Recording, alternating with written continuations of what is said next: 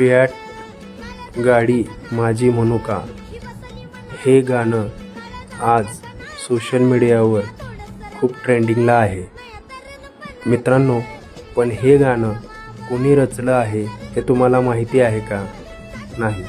तर हे गाणं वामनदादा कर्डक यांनी 1960च्या दशकामध्ये फियाट या गाडीवर रचले आहे. फियाट गाडी त्या काळात उच्चप्रभू लोक वापरत होते. सामान्य लोकांना खूप इच्छा आणि आकर्षण असायचे. त्यासाठी वामनदादा कर्डकांनी ते गाणं त्या काळी लिहिलं. त्या गाण्याचे बोल त्यांनी लिहिताना त्यांनी इच्छा व्यक्त केलेली आहे.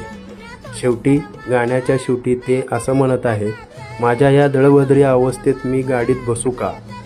अशा वामनदादा कर्डकांच्या लेखणी आजही तितकीच धारदार आहे.